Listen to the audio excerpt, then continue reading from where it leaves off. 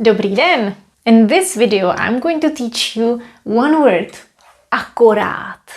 Akorát is a special word that can have more meanings, and it's actually very common in spoken Czech. So let's take a look at it.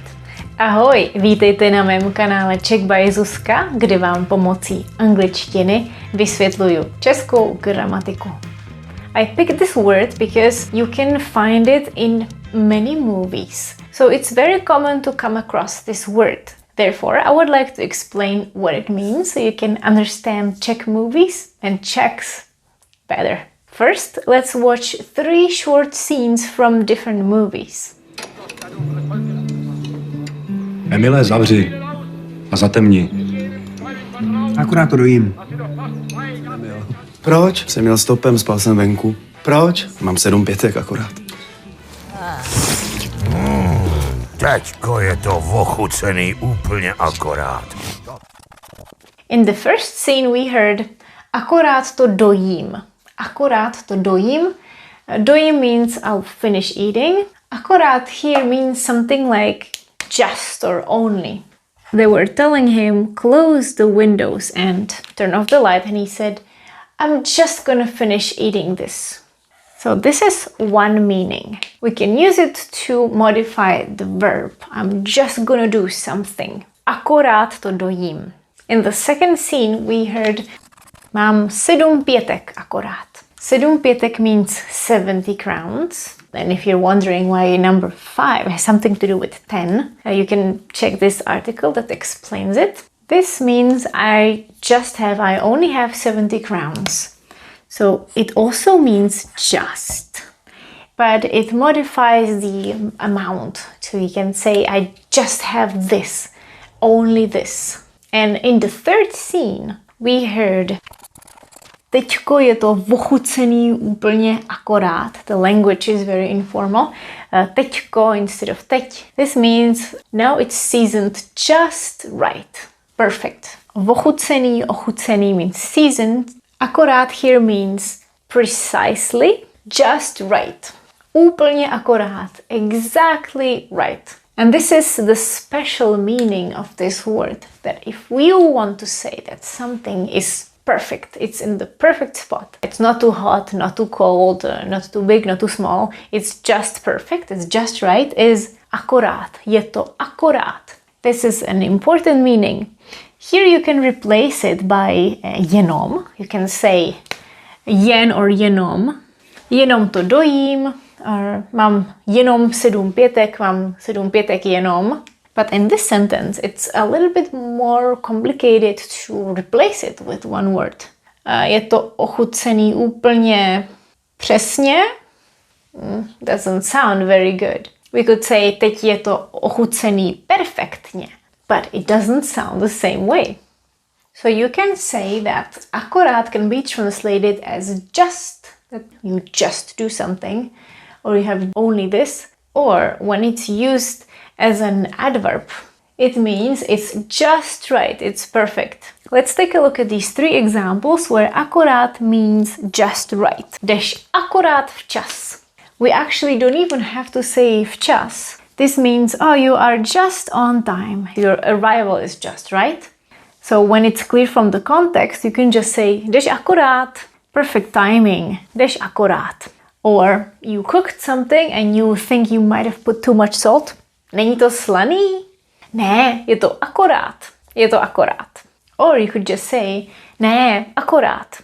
So this means, isn't it salty? No, it is just right. Or you can even leave out je to and just say, no, just enough salt. Ne, akorát. We are referring to salty. Salty enough.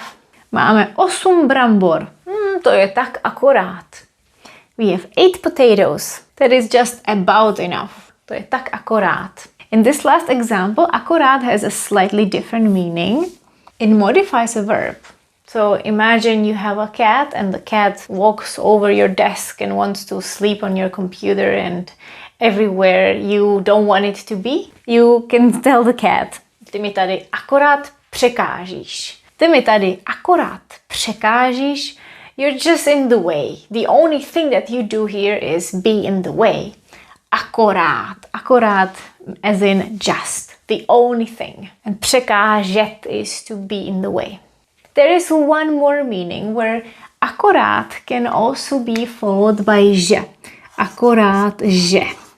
Which can mean something like, the only thing is, it's just that, or except for. If you find out that although you do have 8 potatoes, but some of them are spoiled or rotten, then you can say, máme 8 brambor. The person answers, to je tak akorát. That's enough.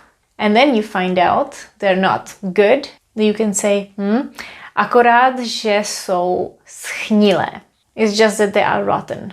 The only problem is that they are rotten. Akorát, že. Very useful sentences and a very practical word. Akorát. Akorát. When I mentioned that akorát can mean that something is in the perfect spot, not too hot, not too cold, not too big, not too small, it might have reminded you the story of the Goldilocks and the 3 bears. In fact, the word akorát is in this story as well. When you look at the Czech version, which is called O mášence a 3 medvědech, you can see it there. Listen to this fragment. V kuchyni byl velký stůl a židle. Vylezla na tu největší. Ta byla pro mášenku moc velká. Druhá byla zase rozvyklaná. Ale ta třetí byla akorát. So she found the perfect chair and also the porridge. V té nejmenší mističce byla kaše akorát. And at the end we are going to do an exercise. You see 6 sentences that should contain the word akorát or can contain it. The meaning of the word akorát is highlighted, except that the Czech sentences don't have the word. I left it out on purpose. Look at the highlighted part and think about where you would put the word akorát. It should be in every highlighted part.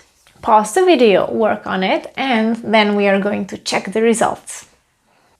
And here are the correct answers. Číslo 1.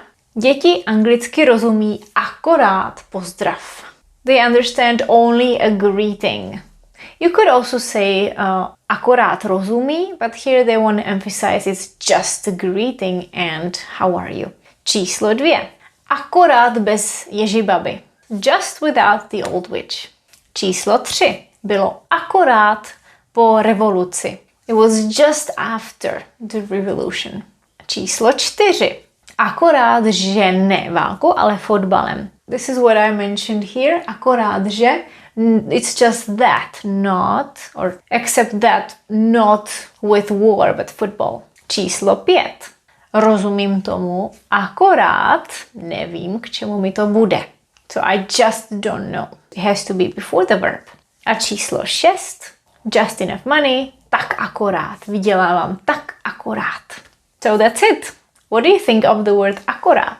I think this meaning just right is very important because to express it with another word is more complicated and you can just use akorát in informal Czech. Tak a to je ode mě všechno. Let me know what you learned from this video. Mějte se, ahoj! Also, don't forget that my ebook, My First Czech Adventure, is on discount until Sunday. You will learn Czech in 20 stories and you will be able to listen to them and do lots of fun exercises.